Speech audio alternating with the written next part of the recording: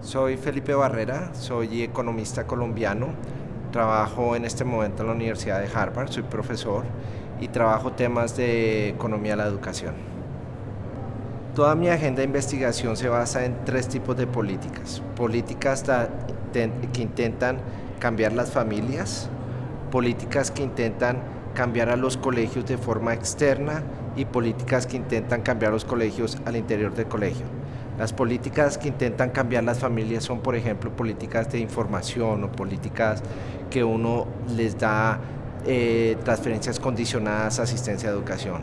El segundo tipo de políticas, políticas que intentan cambiar a los colegios de forma externa, son, por ejemplo, dar más opciones a los padres de familia con vouchers o construir colegios que son de charter, o son políticas que no son al interior del colegio pero que modifican a los colegios.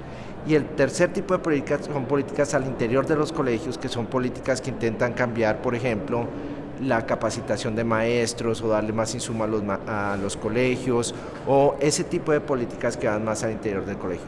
Yo estoy interesado en esos tres tipos de política y las interacciones que ocurren en esos tres tipos de política. En este momento, mucha de mi agenda intenta cambiar las familias que están llegando al sistema y cambiar al colegio como institución. ¿Y qué sucede cuando esas políticas se unen? ¿Qué es lo que hemos encontrado en la literatura para países como Colombia? Hemos encontrado que cambiar a las familias es una forma muy poderosa de afectar la calidad de educación. Entonces, por ejemplo, políticas como de primera infancia son críticas porque un niño que tenga buena primera infancia llega al sistema y el sistema educativo está mucho mejor preparado para poder dar buena educación para ese niño. O políticas que uno hace transferencias condicionadas, asistencia a la educación, hace que las familias lleguen al colegio y son políticas muy efectivas. Y también estoy muy interesado en políticas al interior del colegio que intentan cambiar a los maestros y que intentan cambiar a los maestros que están llegando al sistema. Yo creo que ahí hay dos tipos de políticas que son fundamentales, y la tercera es la interacción entre el colegio y las familias. Esas son tres políticas que nos hemos centrado mucho, el equipo que está trabajando conmigo y mi agenda de investigación. Me parece fundamental porque todo lo que hemos conocido de investigaciones recientes son que el maestro es la piedra angular en el proceso educativo. Decir que el maestro es la piedra angular en el proceso educativo es un poco tan vacío como decir que la educación es importante. Entonces, lo que hemos hecho en muchas de estas investigaciones es primero entender qué es lo que constituye un buen maestro y segundo, cómo dar instrumentos para que un maestro pueda desarrollarse en su labor pedagógica.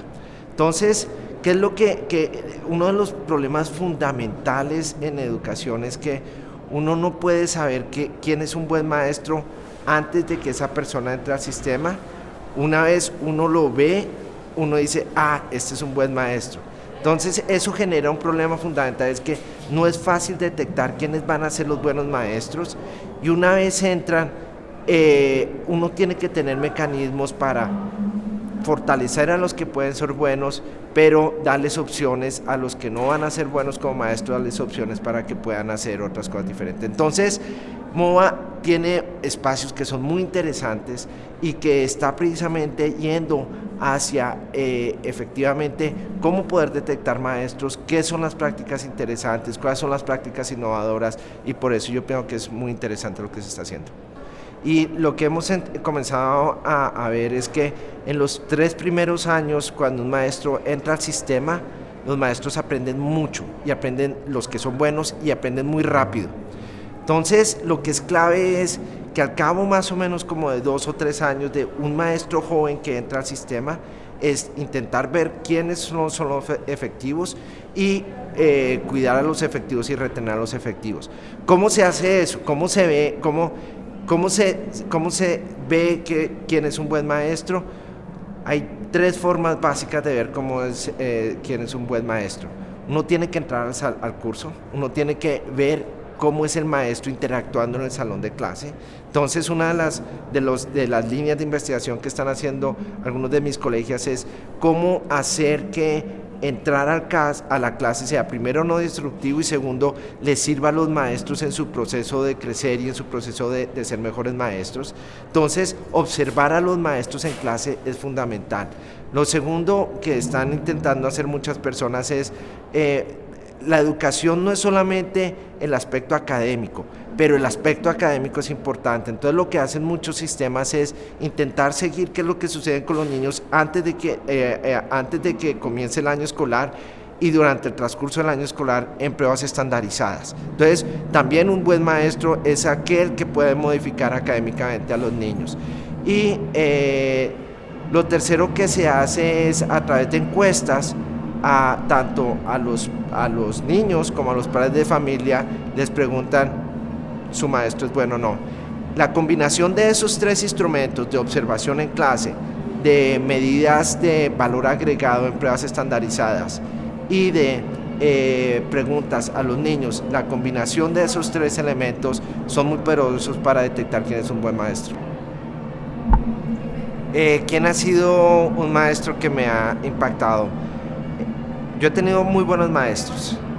En el colegio tuve una persona que me impactó mucho, que fue el rector de mi colegio, que se llama Alfonso Casas, y fue una persona que me impactó en el sentido de intentar pensar en Colombia como un espacio donde una sociedad que es muy plural puede encontrarse y puede hacer cohesión. Y yo pienso que esa idea es fundamental en la educación. La educación tiene que ser el camino para hacer que las sociedades se cohesionen. Y el doctor Casas, que fue el rector de mi colegio, fue una persona que tenía muy claro ese sentido de Colombia y de cohesión. Entonces, el doctor Casas, cuando estaba en el colegio, durante mi formación como economista, tuve varios maestros que fueron muy impresionantes en muchas dimensiones y cada maestro me aportó cosas diferentes.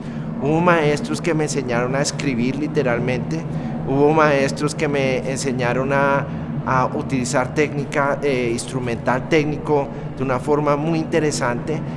La matemática para mí es algo fascinante y la matemática, gracias a que tuve maestros que me involucraron el interés en matemáticas y ver que las matemáticas era algo supremamente interesante, han sido fundamentales en mi vida. Entonces ahí está personas como Diego Escobar o como Alberto Carrasquilla, o hay un grupo de personas que me han influenciado de muchas formas. Entonces yo durante mis carreras también tuve maestros muy buenos. Y déjame te termino con el último, que es un maestro que tengo ahora.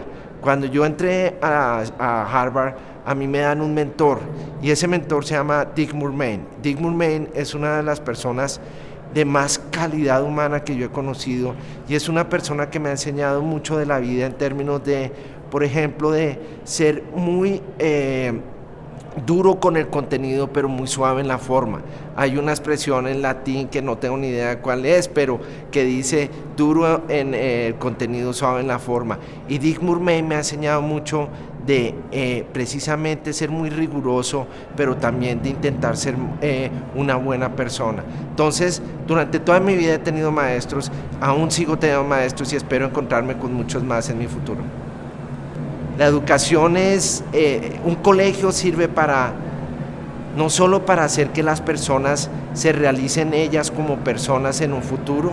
El colegio le da instrumentos para que las personas se puedan realizar como ellas en una sociedad, sino también el colegio lo que puede otorgar es precisamente generar cohesión en sociedad y generar que sociedades como Colombia, que tenemos tantas diversas personas, tantos diversos grupos, el colegio podría ser el sitio donde toda esa diversidad se una, se entienda y dialoga. Entonces, la educación es fundamental en muchos aspectos para que las personas puedan realizarse como personas, para que sean productivas para la sociedad, para que cuando salgan al mercado laboral puedan ser productivos, para que sean buenos ciudadanos, buenos padres y buenas madres de familia, para muchas cosas. La educación entonces es fundamental para cualquier sociedad.